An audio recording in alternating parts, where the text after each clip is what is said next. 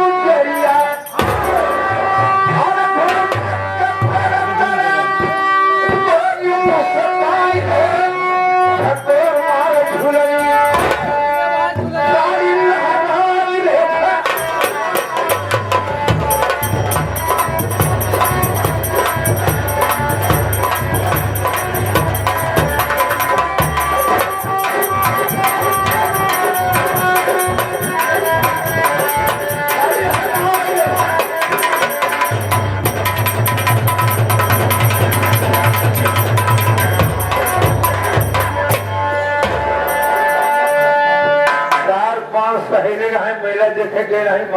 माई बाबू चोरी जब मेला पहुंच गए बढ़िया बढ़िया दुकान देखे तड़फड़ाई लगी अब मेरा पैसा बेचारी पहुंच गई बढ़िया बढ़िया दुकान देखे कहे मेरा पैसा सामान कैसे खरीदा जाए तो कहीं कहा तो सकी पैसा नहीं तो बिना पैसा तो मेला देख लिया जाए पहुंच गए मेला में तड़फे लगी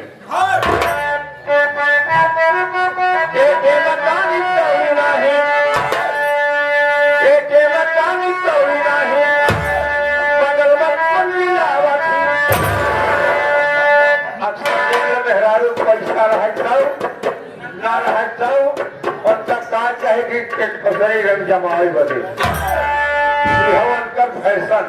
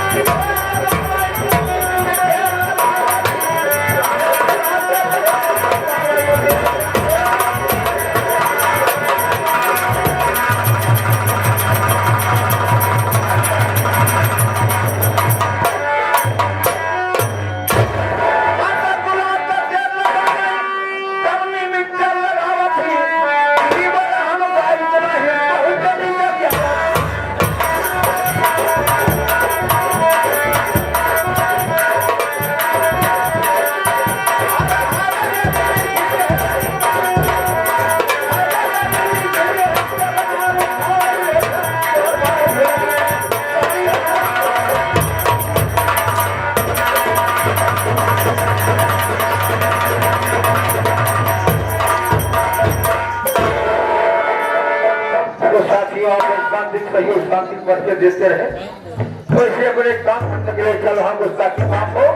अगर आप लोग बैठ कर लेके जान जाएंगे, पहचान जाएंगे, समझ जाएंगे कई पार्टी है कि आप लोग